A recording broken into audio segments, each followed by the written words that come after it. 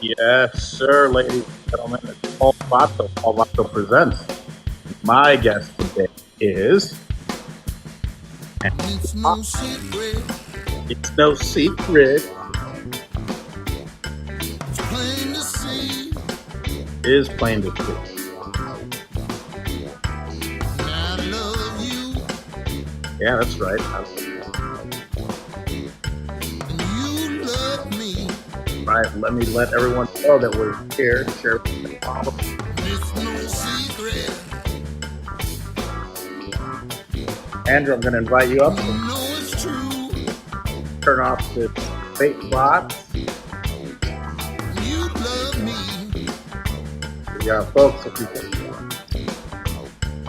I love you. Andrew Roffe. Hey, give them 1 second. The only time we seem to meet is in the middle of the night. Only then can I feel your heartbeat, 'cause something's not right. Together I see you and me.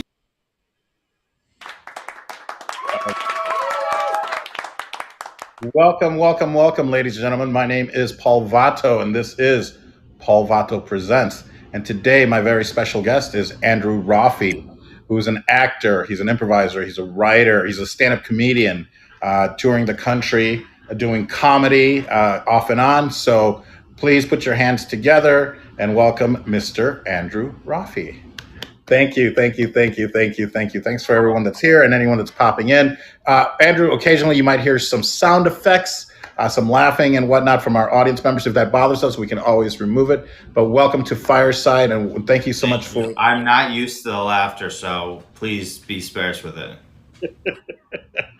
Yeah. Okay, well, good. It's working already. I don't think we have to worry about it. We don't have a lot of people in the audience yet, but which you might also be used to. I don't know. But let me start out with the most important question. Why are you gay? You know, Paul, I ask myself that every morning, and the answer is just for attention. You know what? That's what I thought. And I'm sorry that we're a little late for Pride Month. I really want to have you on last. Didn't quite work out, but I don't feel like I've it's been too late. I've been really enjoying the corporations fleeing from their pride right back into the closet. It's You know, I think it's funny is like all that like pride gear that they probably didn't sell. They're probably sending it to countries where like they will kill you for being gay. So like, am I gonna freeze to death or am I going to be killed for wearing a shirt that says like non-binary gay, like something at Target would sell in San Francisco or something? Do you think that all that clothing is ended up in countries that need that clothing, that just need clothing, I should say? Absolutely that and Boston Celtics championship gear. Right on. Well, thank you so much for taking time from your busy day and popping into Paul Vato Presents. Who is Andew Roffe? Please tell us a little bit about yourself, Andrew. Oh man. Well, I grew up in Chicago. I'm back here now. I lived in Los Angeles for like 13 years. I've been an actor and a writer for a really long time. I got into stand up a few years back. Um, and I have just been making a lot of content, teaming up with some really cool people. Charlie Barons is who I tour with and collaborate with a lot, who has this massive following now. I mean, like, gosh, I think on social media, if you combine it, it's like, I don't know, over 5 or 6 million maybe. Sure. He just a few months ago surpassed the 1 million subscribers on YouTube. He got this big fancy plaque, which was cool.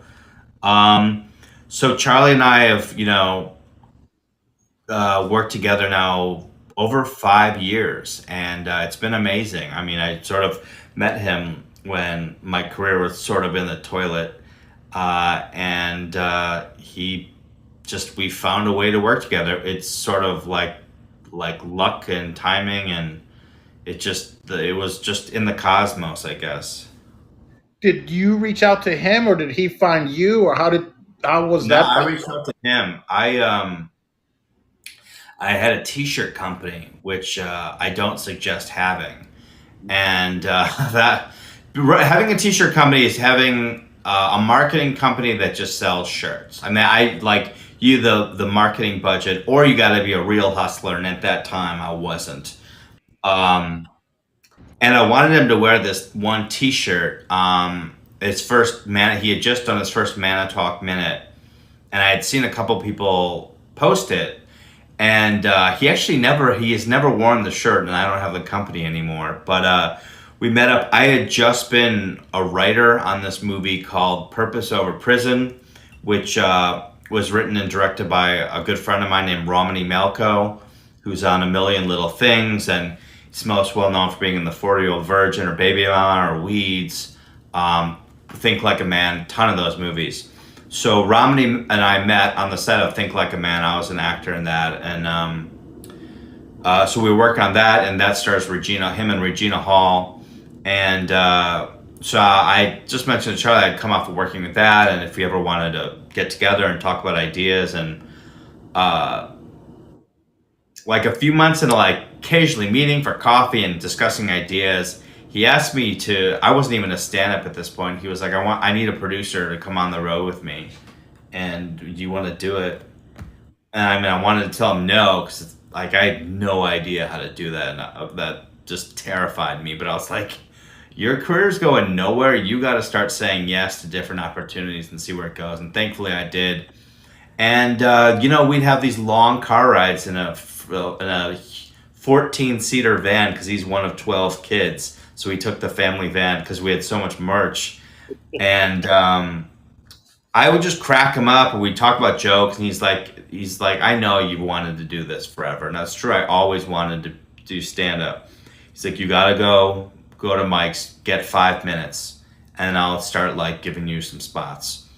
And from that, that turned into like, I'll do like 25 now and feature for him. So it's just I write almost every single day or rewrite, and the second I did it, I just fell in love, and I was like, oh, okay, this is what I'm supposed to be doing my whole life. And I started really late. I started in my mid-30s, which for a comic is like ancient.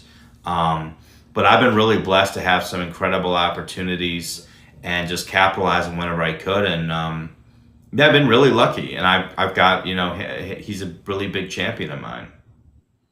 That's amazing. That's wonderful. When did you study at the Second City? How old were you when you got into improv? And do you think that affected your ability to, learn and excel at stand-up? Yeah. So many of my heroes are Second City alum, and that was the place to be. So I started taking. Well, I actually was an intern there in my sophomore year of college. So I worked for a couple of producers there, sort of like helping transcribe shows and getting lunch and just doing whatever. And then I started taking classes a couple years later. I was like in my late teens, early 20s when I started. I just started in the beginner classes. I did like A through E maybe, or whatever it was. Then I auditioned for the Conservatory and I got in, and then that was a couple years. So I was Conservatory. Well, like we were doing shows like between like 2007, 2008. And I think from my cast, I'm definitely the only one who moved to LA, and I think I might be the only one still pursuing comedy, which is crazy. Really? I mean, it's so funny because when I was well on our shows. Well, I'm sorry. So that doesn't reflect really well on our shows. We're literally seen by dozens of people. Because in the 1900s, when I was at the Second City studying there and doing our show, Touched by an Anglo, up at Donnie's Skybox, yeah. I mean, this would have been like 97, 98, maybe 99, right before I moved to LA. But I feel like a lot of people that were there at the main stage and ETC, they definitely are still pursuing comedy. But you're right, like the people that I did the conservatory with, I don't. There's maybe just one or two that are still in the business, if you will. For So, sure. do you remember who was on the main stage when you were there? Do you remember? Sure. Uh, the only one I can recall because we were friendly was Antoine McKay. Oh, sure. Okay. Yeah, Yeah, wonderful. I'd love to have really. him on the show. That's wonderful. So, and do you think that then having this improv background has then helped you transition into stand up? Because that's something that I've always have wanted to do. And the reason I got into improv was I went to Improv Olympic by mistake. Improv Uh, Olympic, rest in peace, because I didn't know the difference between stand up and improv. And, the internet was just kind of starting to come around. So it's not like I could do a sure. ton of research. But it was great to have it in my backyard. I mean, I grew up in Aurora. I had an Oberweis Dairy of Geneva in Geneva, Illinois. So I was able to drive into Chicago and study improv. And Yeah. I didn't know the difference between stand up and improv. But so do you feel that knowing improv and having studied improv has helped your stand up? 100% because, so much of improvisation, most of it, is just listening. And so being able to read a crowd is a really important skill that one I'm still very new at. So, that crowd in a way is sort of, in a lot of ways, can be your scene partner. And there's so many, you know, um, different factors with a crowd, depending on size and what time it is, what time the show is, and when you go on. And so, yeah, it's definitely been a huge thing, and also the experience of Second City and just creating sketches and sketch writing. I mean, that's where it really started for me. Wonderful. I love it. Yeah, and I love your work with Charlie. I think the last one that I saw was you were. I don't know if you were coming out of the closet as a vegan, maybe. Oh And yeah, are you? Midwest coming out. Yeah, I wrote that one a couple years ago, and we were just never able to do it. It started as a long form, and I'm really glad we cut it to a short form. That's been one of the biggest videos I've ever been a part of. Yeah, I wrote that one a couple years ago. It's as like a sketch writer, like it's one of the few times where like lightning was coming out of my fingertips. I was like, it's just never clicked so fast. I wish it was always like that. Um, but yeah, it was just that sort of thing. And although Charlie did write the line, it's Adam and it's Adam and cheese, not Adam and peas. Yes. I think it's very, very important these days to give straight white men their credit, as you know. 100%. Obviously, yes, yes, yes, yes. Yeah, it was such a great sketch and such a Oh, great thanks. premise. Yeah, no, it was. I don't even remember how it came. What I was even sort of thinking about. But it's done really well. Like almost 1 million views on Facebook, Reels.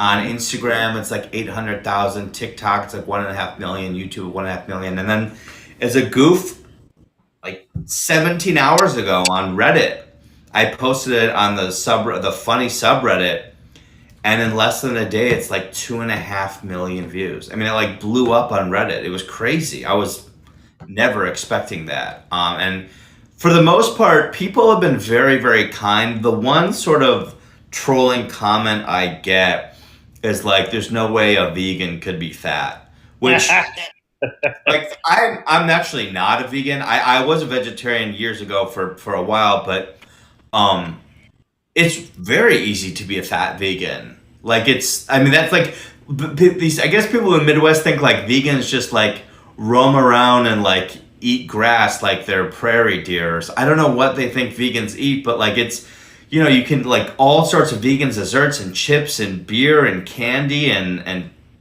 the pasta and different pizza, like vegan pizza, like it's not hard at all. But and I think Lizzo, God love her. I'm a huge fan of Lizzo, and I love everything about her. I'm pretty sure she's a vegan, and she's kind of like the poster child for being like full figured and big. So yeah, I always thought that was sort of weird. Thankfully, Charlie looks a little bit like Jeffrey Dahmer, so he gets that occasionally. That's the only trolling comments he seems to get. But overall, it's like, yeah, it's because Charlie has a very interesting mix. Audience wise, politically, on the left and on the very far right. And I don't know what this means, but I get people all the time after shows or comments are like, I'm a right wing Republican. I love Donald Trump, and I really love your comedy. And it's very flattering. I mean, one the thing is like it's interesting, but I don't discuss politics in stand up. I just like things that are really divisive. People don't want to hear that. Like I try and really stay away from those topics just because I don't think I have anything all that interesting to say. I'm kind of disenfranchised with both political parties at the moment. But I really just try to have fun. I mean, I talk about being Jewish. I talk about being gay. I do get some hate mail about that stuff every now and again. People, this one woman she sent Charlie's manager a letter and asked for Charlie to call her up to talk about my set and that I needed to be fired. And when I tell you, like, I am maybe a PG-13 comic, pretty PG, and as far as a gay comic goes, I am like vanilla G-rated. So I don't know what they hear when but, again, like that's just, it used to really bother me, and now I'm just like, it's just them, it's not me. Did you did you convince Charlie to give her a call? Because that might be we were thinking about it. Another comic, a friend, Bill Doucette from Boston, who does a lot of videos with Boston, who people think Bill and I are the exact same person. I also get that with Miles, You Betcha. People think we're always the same person. And I don't really think we look that much alike, but Bill really wanted a call, and I was like, nah, forget it. But I don't know. It kind of would have been fun, but I think at the end of the day, it could make Charlie look bad, and so I just leave it alone. Who needs to give her that attention?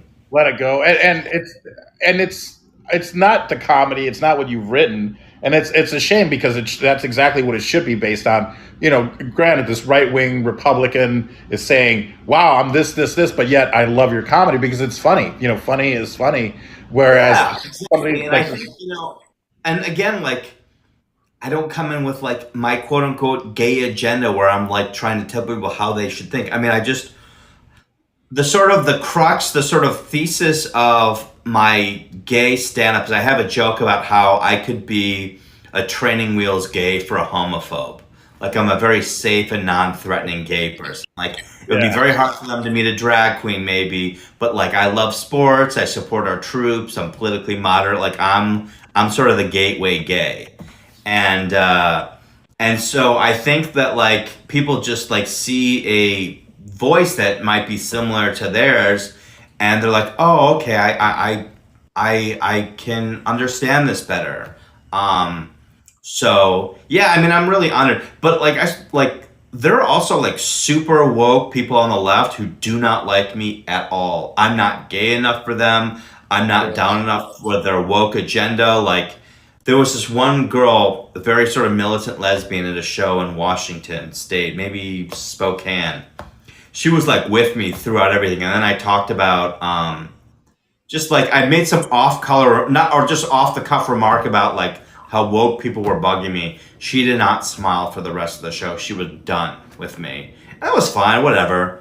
But yeah, I mean, the very far left and the very far right, the two things I think they both like are hating me and dogs. Well, you definitely put the gay in gateway, so that's... Is anybody watching this right now, or am I just? Cause I don't mind. I like talking to you. I'll sit here and talk to you all night. I'm just wondering, does anybody care? I think they do. We have Woody in the audience. We have Steven in the audience. But really, I use this platform to record the show. And it's also being simulcast on Twitch and YouTube. So there may be a few people over there watching. But realistically, I use it as a platform to record it. and then I will, within a week or so, do a little bit of editing, not too much, and then put it up as a proper podcast on, Anchor, which is Spotify, but then it goes out to all the podcasting platforms. So I How think, stupid are all those parents feeling from like 20 years ago who are on their kids for playing video games all the time? And now those parents would be set for life if they would have let their kids play more video games instead of doing their homework. They'd be on Twitch making millions of dollars, and instead they have to work at, I don't know. Walmart. I want to say a company because then people will be like, I work there. Oh, right. They have to work in corporate America and hate their lives. Wait, I work there. Yeah, no. That's wow. That's so right because even in like the COVID times where before they're like and 20 years ago, what are you guys doing on your computer? Go outside. Now it's like, what are you doing outside? Get inside, get on your computer and play. It's such a great premise for a for a for a sketch. That's so true. You're never gonna make it you're never gonna make it in the major leagues, so you better start coding right now. Start coding. Well, these kids that are playing esports, my goodness, getting $1 million deals, and you're right. Or you're just sitting at home playing and streaming it on Twitch and getting millions of views and getting thousands of dollars. It's insane. What's the world become? A friend of mine who he made a fortune in the toy business during sort of the 80s and 90s, and he now owns some giant esports team. I don't understand that world at all, but it is like, he tells me about it sometimes. Like, he owns it with like one of the guys who owns the Dodgers. Like, I mean, like serious. And it is like owning, the Bulls or the Cubs. I mean, it's that intense. Yes, it is. Yes, it is. I mean, that's the industry has just exploded, and there's always opportunities to invest in teams. Here in Vegas, I'm in Vegas right now. There's an esports arena that's hosting things. I'm probably gonna have a few of the guys from Vegas Inferno on the podcast hopefully soon. I mean, it's insane. The whole industry has just exploded, and it's just virtual. I mean, maybe we are living in a matrix. I don't know. Seriously. That movie, what's the Mike Judge movie? Idiocracy. Idiocracy. Yeah, I swear that movie, it's like becoming a documentary before our very eyes. It really is. You know what? I don't think it hit when it first came out, but it really has withstood the test of time, and like I said, it's becoming a documentary.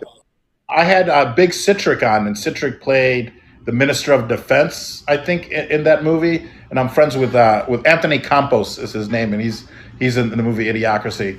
And it has just become such a statement on the state of society, the dumbing down of society. People waiting to have kids because they're not ready, and then all of a sudden it's like, well, it's too late, and the dumbest people are having kids. So, no offense if you have kids. Sorry, I don't want to ostracize. It's not our fault. You're stupid. The breeders. Yeah. I'll get asked what's the hardest part about writing a joke, and honestly, I think the hardest part is having a joke be universally understood, because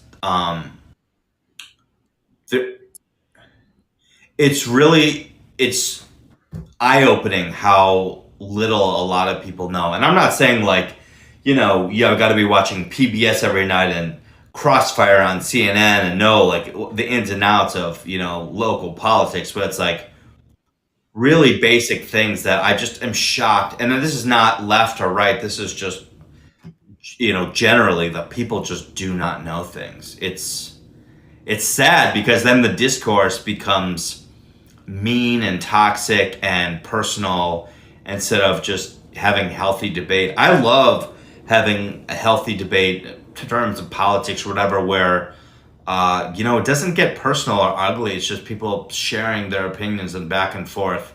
You don't ever want to sit next to me on an airplane, is what I'm saying, Paul, because even if like people got their headphones, I'm like, hey, what do you think about what's going on right now, 2022 election? He's like, I'm really trying to sleep. Wake up. Oh boy, insufferable. But you're right. You have to have somewhat of a high reference level to either, well, we write the jokes, but to understand the jokes a lot of times. And that's what I think makes jokes successful is when people are able to connect the dots themselves Yeah. and then get the joke. But if they don't have a high reference level, how are you gonna get the joke? So it is. I mean, I get why so much of comedy is written about like relationships or things like that because it's universally understood. That makes perfect sense.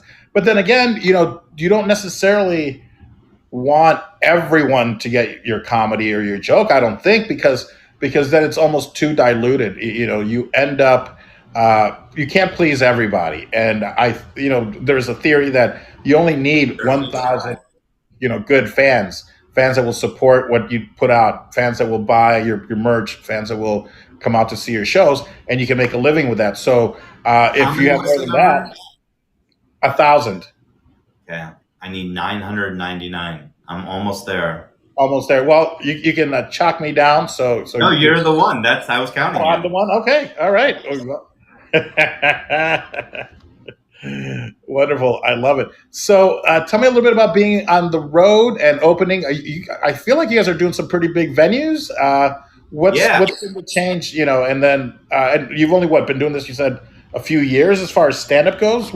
I've been a stand up for not counting the pandemic because uh, there wasn't much going on. Like 3 years, three and a half years. Oh, brilliant. Yeah. Starting to see that more and more where I get it. It takes time to develop your persona, your Yeah. point of view, your voice. And some people are like, "Oh, it takes 10 years," but I'm seeing people doing it a lot quicker, and I think it's because of the proliferation of the internet and 100%. platforms like this and a live show and platforms where you can get YouTube. You can get your stuff out there and let the people decide if it's good or not. Like Trailer Trash Tammy, is that her name? She's so new to stand up, but is already killing it because she built this community. But Yeah. realistically, she hasn't even been doing stand up that long. She said the first time on stage was the first day of her show, which had been sold out. She had a tour going, sold out the tour, so had to get up on stage and do stand up and killed it. So I feel like a lot of people would be maybe jealous of the fact that you've been doing this technically for 3 years and you've already found this Yeah. great success. But I know. I really try not to tell people that because I don't need more people hating me. Um, yeah, it's Charlie has been an incredible mentor in that regards where um I always like to say he cut the line and he's like there's no line anymore. Like, you'll see people like one of the reasons why I decided to like I lived in Los Angeles for 13 years and one of the reasons I decided to relocate here other than um I don't have the kind of money to buy anything in Los Angeles. I mean, it's insane. Um but he made it for himself. He started putting out his own videos and like when his Manitalk Minute first started catching on, um, and he was going to do all these shows just in Wisconsin, and he was selling them out. He was doing, like 200 seaters, 500 seaters. He did 1,000 people one time, which was crazy in Wisconsin Dells. But I think when he started, he had like 10 minutes of stand-up material and he's like, I've got an hour show to do, what am I going to do? And so we filled it in with videos and different things and he made it work. But the thing with Charlie is when he first started, he was definitely sort of more and I mean this in no disrespect, he was so more of a gimmick than a stand-up. And I'll say over the last few years he is a legit good stand-up comic. He just taped a special and so he was running and we were on the road and I was like, that is a solid hour of comedy. That is a really solid hour, really tight, really crisp, really good jokes. And then you see guys like Trevor Wallace, who also has this giant following, but he was a stand-up as well. But I met with an agent, a big comedy agent, and he was like, one of the things you got to really be mindful of is like too much too soon. Where if you get this giant opportunity, but you can't kill on stage, they may never come see you again. So it's a really interesting. I mean, stand-ups are it's a really interesting time to be a stand-up where you don't have to be at the Comedy Cellar in New York or at the Comedy Store or at the Zanies in Chicago or Laugh Factory. Like, people are doing it on their own, and a lot of comics who are older who are sort of allergic to doing social media, they're kind of sort of stuck in the same rut of just like trying to get spots here and there. But it's just sort of going to lots and lots of open mics and trying to build your way that way. It feels like it's not even possible anymore, because even when you get good, someone with 10 or 20 times the amount of social media followers are always going to surpass you, because being a stand-up comic is basically just how much alcohol can you sell at a show. That's all they see us as, is how many tickets can this guy sell, because it's a 2-drink minimum, and how much can we make on alcohol sales. That's all that it is. So I think the number I've been told is like at 50,000 followers, either on TikTok or Instagram or whatever, then clubs will start sort of looking at you to either feature or headline. And so that's sort of that's the number. That's like the first goal. And so Charlie, hit that a long time ago, and he just, his career has just skyrocketed, especially during the pandemic, when myself included was not doing enough. He was putting out videos twice a week, and his numbers grew like, I think he gained 1 million new subscribers or followers during the pandemic. So I have this weird trajectory of like, we'll play for 1,000, 2,000 people a show. And then I'll be here in Chicago, and I'll be begging comics to have them be on their bar shows where like 50 people or 20 people will show up. So I definitely got a really big opportunity very quickly. And I think that's one of the reasons why I write every day. I work really, really hard, is because I don't want to blow that opportunity. I've blown plenty of opportunities in the past, not being prepared enough, being good in a room and in a meeting, and they're like, all right, audition for this. And then I just did not know what I was doing. And so that, that's not the way I try and operate anymore. No, I hear you, man. Well, that's it. It's that being prepared. It's what it takes, and good for you. Now, so are you still? And this is probably a silly question. Are you still producing Charlie's show on the road, or now do you guys have another producer and you're just doing stand up, or what's that? It's just that. No, that's not a silly question at all. It's a small operation, so it's all hands on deck. When I first started, I was doing whatever he needed. I was helping write the show. I was producing. I was doing things backstage. I was selling merch. And he has a merch guy now. Shout out to Dante, who's probably not watching, but if he is, he just got a shout out. I'm going to tell him to watch, because he needs to know that I shouted him out on the show. He's become a very, very big deal here on Fireside, right? Fireside, that's right. I say Fire Chat, like Fireside Chat. Yes, I think works also, but yeah, Fireside. But I do whatever is really needed. So I am not above selling merch, running errands, writing. I mean, so it is really an all hands on deck approach. So I still do that stuff. And there were times where I had to sell merch, and I was the only one working. There was a ton of people online. And then I had like 3 minutes to gather myself and get on stage. And, that's the thing, is like, you got to be a team player. And I do, my job there is to make Charlie's life easier and whatever he needs, because I am, very aware that they're there to see him, so it's like and all this show is centered around him, and he pulls his weight as much or more than anybody. So it's really good to have moments where you're not completely just thinking about yourself. I need some more of those, where I'm just, what's in it for me. I try not to always behave that way. Wonderful. Well, it sounds like you guys have this wonderful, beautiful dynamic relationship. Yeah. He's Which become one of my best friends. I have encouraged that he and I go to couples therapy at some point, just for fun, yeah. but he's not willing. Well, if that ever happens, let me know because I think that needs to be filmed.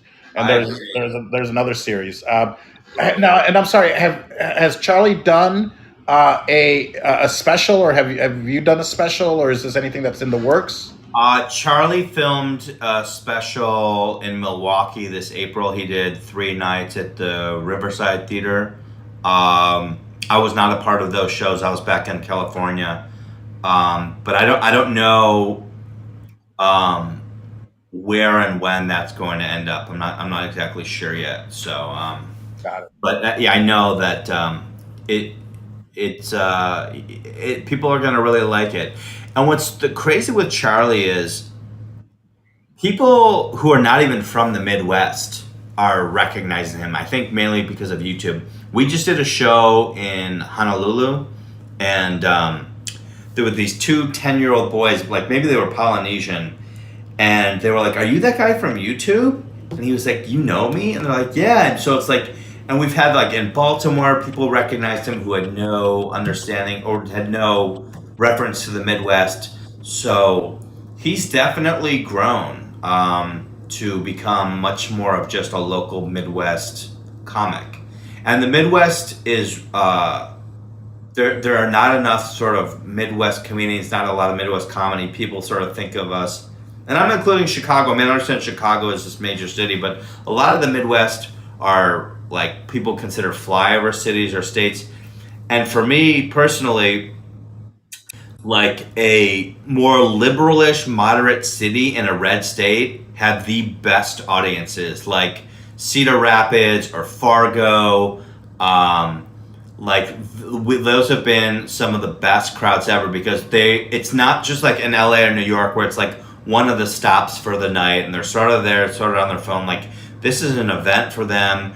They have, paid the babysitter. They're out for drinks and dinner. I mean, this is their evening, and it's also one of the reasons I try not to do like really dark or offensive or political jokes. Is I understand them like I want them to come and have a good time, and they have sacrificed a lot for the most part to be there tonight. So I want them to leave and just really have enjoyed the show, and so those cities have just always been really, really, really great. I mean, I love, I think like people think like comedy in a red state's only like, Larry the Cable Guy or Jeff Foxworthy, but that's not true at all. I mean, there are such great places to play, and I've never loved the comedy audiences in Los Angeles. They just, I don't know. I mean, they've been okay, but like unless you're a Jeff Ross or Anthony Jeselnik or someone who's headlining or top tier at the store, I don't know. It was just, I always thought people just would rather have been somewhere else. Yeah. I mean, you've described the LA comedy scene to a T. Did you leave LA permanently? Like, did you move out? I'm still back and forth, and the reason was I had the opportunity to start a cigar company here in Vegas. I met a casino owner who loves cigars and basically wanted somebody to sell him cigars and open up a couple of shops. So I did that. But I'm still in the world of acting more so now, especially after COVID. I really got back into it. Was able to get a manager and an agent, theatrical and commercial, and all that good stuff. Mazel tov. Thank you. Do you have representation in Chicago or? Yeah, I have a really great agent at Stewart Talent. Of course. And I mean, I tried again 10 years ago when I could talk a big game but had nothing to back it up. I got a meeting with them sort of through like a friend helping me out, and they're like, "Yeah, maybe if you move back to Chicago, maybe we can talk again," which was a very polite way of being like, "Nah, we'll call you, don't call us." And then through my stand-up tape and whatever, I got a meeting with them, and they really wanted me. And it was like such a weird experience of instead of having to like sell yourself, people are like, "We love what you're doing and we want to work with you." And they've been awesome. They've been so great. auditioning for a ton of stuff, either Chicago or in the Midwest. I just had an audition yesterday. So yeah, I've been really, really lucky. But I am on the hunt for a manager who can help get me into some more doors comedy wise. But at the end of the day, like with in what I tell like young actors or young like people trying to work in this space and is like always be making things, because when I'm making content, my anxiety about my career is at an all-time low because I am more in charge. But like the thing is, like, whether this audition I had yesterday, whether I book it or I not, and like the chances are so low of you booking things, like I'm filming this weekend new sketches, like I'm out doing stuff, so it's like that'd be great. But if not, like I'm busy, I'm doing my own thing instead of waiting for the phone to ring, which was a really big mistake I made in my career for so long. And I think a lot of people are still making that mistake of just like waiting for it to happen and waiting to get discovered in your living room, right? And it's just like it didn't happen. I like 3 months into living in LA, I was auditioning for a movie called Get 'Em to the Greek through a friend of mine who was producing that movie, and I was a finalist for it. It was a role that came down to me and Aziz, and they went with Aziz. They said Jonah and I were too similar, and we are in some ways, but they thought like because it was about him working in a music company, like two sort of Jewish guys working in a music company wasn't like totally wasn't like believable. Which I think like the music company is basically all like Jewish guys like promoting these incredible acts who usually aren't Jewish. But I got a manager. I got with Jason Siegel's manager from that, and which was like incredible. Had all these big auditions. Didn't like just I was a decent improviser, but I was not a good actor. Really insecure about who would know about my sexuality, and just I just was sort of a basket case about that stuff. And it just, it sort of went away. Years later, I got with a management company called 3 Arts. It has a bunch of huge names, and just kind of didn't really hustle and sort of lost that. And then about 5 years ago is when like my work ethic completely shifted, and I just became a hustler and a grinder, and just totally like had my work ethic been how it was like now the way 10 years ago, maybe it would have been a different story. But it happens when it happens, or it doesn't. But I'm super blessed. I've also gotten to perform with these two amazing comedians, JT and Chad. I don't know if you're familiar with them. They have a show on Netflix coming out, being produced by Tim and Eric this August. They're the surfer bros who will like go to local town hall meetings and like talk about like Small Dong Awareness Month or and I would see them at LA open mics, and they were the most enjoyable people to watch. Even at a mic, they were just so fun to watch, and we became friendly, and I've opened for them a little bit. And that's been such a blast. They're the nicest, greatest guys, and I'm so happy for their success. They've completely blown up over the past year, and so they got this huge Netflix show coming out. And again, they're the guys like their podcast Going Deep is doing really well. Again, two guys who quote unquote cut the line and are doing it themselves now, and are like making really, really funny content and are just really, really good dudes, which is just always a blessing that I got to open. We were doing some shows in Michigan, and it was such a blast, and hopefully I'll get to collaborate with them some more. Wonderful. I'm just riding a lot of people's coattails, Paul. It's the way to do it. You know what? It sounds like it, but you're bringing something. Trust me, you're bringing something to the game, because if you weren't, they wouldn't have you around. It's almost like the world needs. Pardon the way I'm saying this. The straight man. You need the guy that's on the straight and narrow. Yeah. and people can bounce ideas off of you, and you can make them better. I can see you as somebody that might punch up other people's material and things like that. I don't know if that's true or not, but that's No, kind of I mean, one of my, I was lucky that I had been a comedy writer for a long time before I was doing stand up. I mean, I've become a much better writer since doing it because I'm doing it all the time. But like the movie Purpose Over Prison, Romney Malco's movie, I was a joke writer on that. I've been writing jokes for a long time on stuff. But yeah, it's definitely when people sort of bounce ideas by me or things like that. I love collaborating and and like finding when the joke finally hits. It's a really great feeling when you sort of. It's kind of like building a puzzle, and when the pieces all connect, it's great. wonderful. Purpose over prison. Is that where you met? Is it Tijuana? Tijuana Jackson, yeah. So that's Romney. Romney Malco has an alter ego named Tijuana Jackson, ex-convict turned motivational speaker. So of course, a suburban white gay Jew would be the perfect person to write that movie with him. 100%. 100%. Yeah. Um, yeah. No, Romney. He's like the smartest, spiritually deep man I think I've ever known. Like he's just really. He's a visionary of a human being. And he started this on like YouTube or Funny or Die way before people were doing this, and he sort of built this following. He did this movie. It won a bunch of different awards on the Circuit Festival.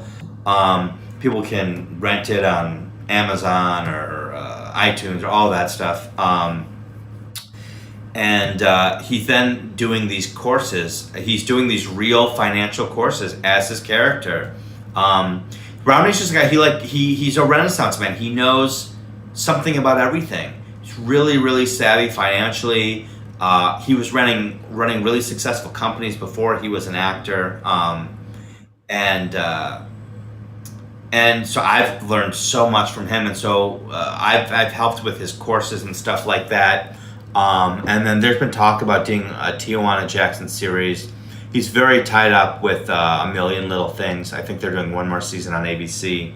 And he's got a family that he's a really present father for. And he's a nomad. He's like, I've known him for a decade, and I swear to you, he's lived in like 10 or 12 different cities. And in Puerto Rico, he's lived in New York, Los Angeles, he's in Vancouver now, Florida. Like, he's just always all over the world.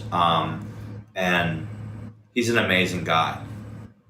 Amazing, wonderful, wonderful. Well, I hope that you and I maybe get to collaborate on something Absolutely. sometime in the future. I love sketch. I love improv. I think comedy is what's sorely needed in the world, especially today. And it's nice to work with other people from the Midwest, especially with that Yeah. background. Yeah. Who was on the main stage when you were at Second City? That would have been at first, and then they either had just left or were still on there. People like Kevin Dorff, Yeah. who went to write then for Yeah. Tammy Sager, Rachel Dratch. Yeah. I think Tina Fey had just left. Yeah, she had already left. Amy Poehler was maybe either on there or just leaving. Had also maybe then made her move to New York for Upright Citizens Brigade. Rich Tellerico, who wrote for Mad TV and Saturday Night Live, and he and I have remained friends. Was Brian Stack there, or he may have been? No, he probably was on Conan by then. Oh no, he was actually probably at Improv Olympic at the time. Oh, really? He and I were buddies. We'd always talk. His dad, I think, is a preacher. Maybe he talks about this, and he always had this funny whistle that he did. I don't know if you ever done it on television. Jack McBrayer, these were just all Improv Olympic guys, and they may have already been touring with the Second City, but I don't remember Lutz being on the stage. I think he went from like Improv Olympic to New York, maybe. I forget how that. I'll have to reconnect with him. Seth Meyers, Josh Myers, Ike Barinholtz. These were all like Improv Olympic guys. Then they went over to Boom Chicago and Amsterdam. Right. But on the main stage, Craig Kakowski. Yeah. was on the main stage when I was there. Horatio Sands was on ETC, um, and then went to SNL. I went to his first show. He was nice enough to invite me and a few people to visit New York and go see his first show. Where I met Cameron Diaz. She was the host, and Smashing Pumpkins were the band. It was amazing. Yeah, I think that I that did was. a movie with Horatio Sands a bunch of years ago called Year One. Oh yeah. Yeah, I towards the end of college, I was introduced to Harold Ramis, and I was his intern, and he became a really dear friend of mine. I miss him every day. And he said to me like, "Yeah, if we make this movie Year One, I'll put you in it." And he did, and I was at Second City at the time, and nobody was coming to our shows, and all of a sudden, like I'm in New Mexico working with Jack Black and Michael Cera and Olivia Wilde wasn't there. Juno Temple was there, and oh man, oh my gosh, I'm blanking on her name now.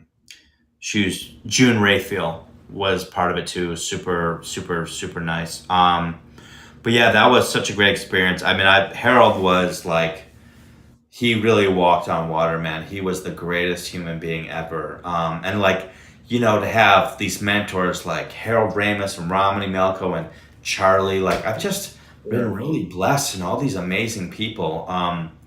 Yeah, Harold definitely just gone too soon. He was. I mean, people always say don't meet your heroes, but if Harold Ramis was your hero, you wanted to meet that guy because he was everything you thought he'd be and more. The most gentle, kind, like no ego, just the greatest. He really was. I met him when at Del Close's Yeah, going away party, and if you look, I've uh, seen the video of that. I'm in it. I'm at the end. Oh, I look much younger. Obviously, I have a ponytail. I think I had long hair. Did I? I don't remember, but I'm in, and also in the documentary for Mad Men Only, they show that video, and I'm kind of in the last scene. I'm like, I should have at least gotten credit for that. But right. yeah, that's when I first met Harold Ramis, and Bill Murray was there, Yeah, and it was a beautiful ceremony for Dell. And a couple yeah. days later, he was gone. So Brian Stack. I've known Brian a really long time. He's like the nicest guy. Every time, my mom is a Broadway musical producer, and lives in Chicago. So she's been working in New York, going back and forth for 2 decades now. So whenever we'd go, like I'd go to Conan, and then when Conan was doing the Tonight Show, he'd always invite us backstage. And Norm Holly, who was the yeah. director of the Second City Training Center, I don't know if is he still. That I don't know. I don't believe I so. don't think he is either. Should if if he's able to work, he should be because yeah, I think I studied with Norm I did back too. in He was wonderful. Norm wonderful. Holly had this hilarious story about like how like Brian was like nice to a fault. Like he'd be like, yeah, like everyone. You'd like tell this joke like everyone's sitting in a room talking about how horrible Adolf Hitler was, and then it get to Brian Stack, and he'd be like, I didn't know the guy, so I don't want to say anything bad about him. I didn't know him, and yeah, That's right. that is Brian. That is Brian Stack is like you almost at first think like he's like making fun of you or do like and then you're like oh no he is like that kind like I remember when I was finishing college I was in New York and on his day off from working at Conan he met me at 30 Rock in his office to talk about comedy for like 2 hours like just the sweetest guy ever. He really is. I would, of course, he was on the main stage as well. I'm sorry, I forgot Brian Stack on the main stage when I was there, and then soon went to Conan, and then the story goes, Kevin went to New York because I ran into him when I went to Saturday Night Live to see Horatio's show, but Kevin went to New York, and Kevin was showing him around the offices, and then he goes, "Here you go, buddy. If you want, this is your desk." And Kevin was like, "Wait, what?" He goes, "Yeah, if you want to work here, here's your desk." He like that's how he told Kevin he was hired at Conan. But I ran into him years later. Years later. I mean, probably like mid 2000s in LA, and I was like, "Hey, Brian." He goes, "Hey, Paul. How are you, buddy?" I Yeah, was like, "What? Like, how does he even remember my I name?" know. That's And I right. wouldn't doubt. I don't want to put it on him, but I wouldn't doubt that if I ran into him today, and I wouldn't be upset if he wasn't, but I wouldn't doubt that he'd go, "Hey, Paul, how are you?" Like the memory on this guy, but the nicest man I think that you could ever meet. Yeah, no, he really is. And I think he's been at Colbert for a long time now, and back in New York. And whenever I get to New York, I always try and hit him up, just to say hello if I can. And yeah, he's a total mensch. That's the definition of what Brian Stack is. Yeah, yeah, That's wonderful. Well, I'm glad that you changed your work ethic. You know, yeah. Me too, man. and I'm so glad because all these connections that you've made, you've made them. You deserve all the success that's come your way and that is coming your way. So, buddy, it's we're from the Midwest. We have this work ethic, and I Yeah, love working with us. I know. Yeah, Midwest. Midwest is best. I love being Chicago in the summertime. It's so special, man. It's home. I saw you have a Cubs. You have a Cubs thing going on back there. I do. I just put photos up that are important to my life. Yeah, I have a Uh, whole. I don't know. I have this whole shrine. I don't know if you can see oh, to the Cubs. yeah. I Did you love hear it. that we won the World Series? What's that? Did you hear that the Cubs won the World Series? When?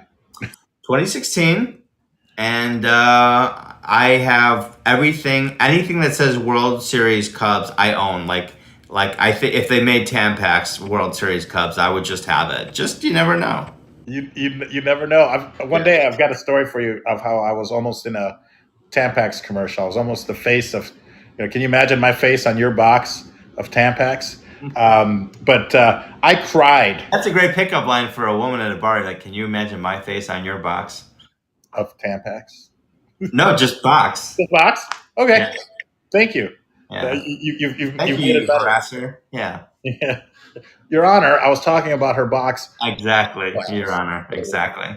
But Your Honor. Yeah, I was sitting at the D Casino in Vegas, and when they won, I was tearing up, and people are like, "Are you crying?" I'm like, "I'm not." There's dust in the air. I don't know what's going on. It was such an emotional moment that we got to see it in our lifetime and experience it. And man, it was a very special moment.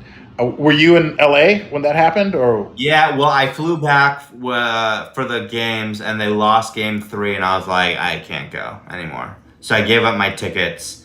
Um, and then after they won game 5, I flew back to LA, and I watched game 6 and 7 alone. And in game 7, I was a certifiable crazy person. I never ever want to be that invested in a game like that ever again. Um, but yeah, I didn't cry after they won. I honestly thought I was gonna like pass out, or like it was just too much. But no? thank God they did win. I teared up. I couldn't help it. It wasn't. No, It was, I wish I would have. It would have been great. It was really really special. It was an amazing time, and yeah, it was so cool. And I could talk for hours about the Cubs. People ask me what my backup plan is if comedy doesn't work, and it's to own the Cubs. So yeah, so no, I'm not a delusional person at all. Um, but I am like I am a diehard baseball fan. Like Field of Dreams. I don't know if it's my favorite movie of all time, but it does things to me that other movies can't do.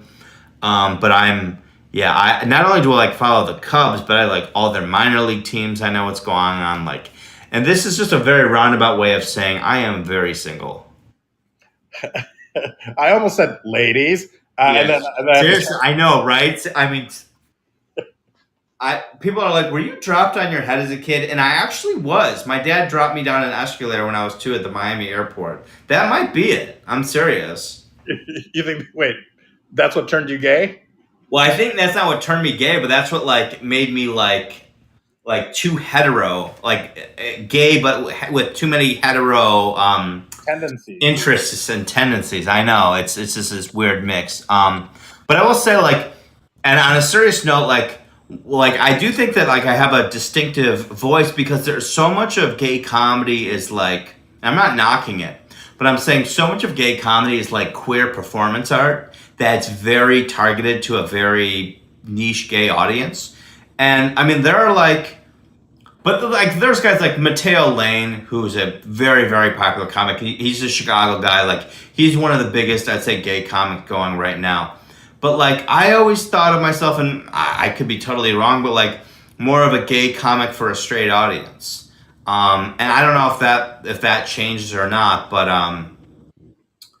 but there aren't, in terms of like gay male stand-ups, there aren't a lot of guys who talk about what I talk about, which I think is great because I get to sort of carve that niche of like, oh yeah, he's that guy. Because, and especially in like the last 3-4 months, when I first started making content, I made another, I don't know if it's a mistake, but I was like, Charlie was like, you gotta focus on the Jewish and the gay, the Jewish and the gay. And I'm like, no, I want to be universally understood in this. And you know, again, he was right. And I'm contractually obligated to say he was right in public. That is, I have to say that. But like over the last few months, I've really focused on like Jewish content or gay content, and then I'm mixing in other things too. And I have seen my following grow a bunch. So I'm very, very popular with gay bears, which are big, burly gay men, which is very flattering.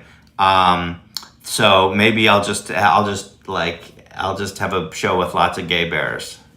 Yeah, yeah. Well, it sounds like, the more you niche down, though, the more universal you become, I think, It because totally is. And so for anyone who's listening and thinking, I'm like find your niche and what your specific like, and this is not like, I've been told this forever, and then like slowly expand, which is, Charlie is like, the textbook example of really focusing on Wisconsin. And then he sort of branched out to Midwest, and now he's sort of branching out to more universal, like, like cities and states, like sort of bordering Midwest and outside of it. And bringing in, again, Bill Doucette, who's from Boston, Dude Dad, who's in Colorado. He's done stuff with Trevor Wallace in California. So like he is branching out a lot more. wonderful, wonderful. Man, well, that is, I guess so. At least let's use this platform for good. Yeah. What's your ideal partner? What's your ideal guy, man, Oh, this has become Tinder now. a grinder, but yeah. Grinder. Yeah. I am definitely more of a romantic sort of old fashioned. I might describe it as vanilla, but I don't know. Someone who wants to settle down and have kids and have sort of a boring family. I'd say mid-20s, mid-30s, and who doesn't have to love baseball, but they can't hate it, or all sports. I'm a diehard sports fan. Just I don't know. Like, I always thought like a school teacher would be like a great like type of partner for me. Definitely not someone in the entertainment business. No way am I doing that. But yeah, I mean, one of the reasons I actually moved back to Chicago was I just wasn't connecting with the dating scene in LA as much, and I just thought like people in Chicago, Midwest, are more my speed. So yeah, if someone's looking for a nice Jewish boy, they can find me on social media. There you go. Just reach out. Well, you know I what? love that you said we're gonna do something for good. It's like, do you want to plug a charity? Well, technically, me talking about my dating life is charity. So we actually did kill two birds with one stone. Fine. Do you want to plug a gay charity? No, I'm kidding. Do you want to plug a Me? charity? Do you want to plug anything? It's the Andew Roffe Foundation. No, You're going to get their final thoughts and anything that you'd like to promote. Give out your social media, which I put into the fortune cookie, which is right below us. People can I see. Yeah, I can be found Facebook, Twitter, Instagram, TikTok. ASAP Roffe, which is just a really fun play on ASAP Rocky that like 7 people understand. But yeah, find me there. I'm on tour with Charlie this summer. We're going to be all over Illinois and Wisconsin. I think we'll be in Ohio in August, just doing shows that way. And if you want to book me for some comedy, look me up and let's make it happen. Let's make it happen. That's wonderful. Andrew, thank you, buddy. Thank you so much for taking time Oh, I today. appreciate it. Thank you for the conversation. It's been great talking to you. Likewise, likewise. It's been such a pleasure. I'm glad to see more and more people, from the Chicagoland area. It makes me miss home, and I want to come out for a visit. And I definitely want to come out and support your shows. Dude, thank you. Giordano's on me whenever you want it. Giordano's. Oh, come on. Maybe we'll get some Italian beefs. I don't know. There you go, my friend. There you go, my Some friend. beef and sausage, some peppers. We're blessed. We're from Chicago, where we I don't got an know. accent. So Exactly. good. Yeah. All right. So if anyone's in here, please, a round of applause for Mr. Andew Roffe. Looking up. No, sit. No, please. No, please, please, please, please. Wonderful, wonderful, Andrew. Thank you, and let's connect again. I would love to do this again and continue to keep Anytime, man. promote any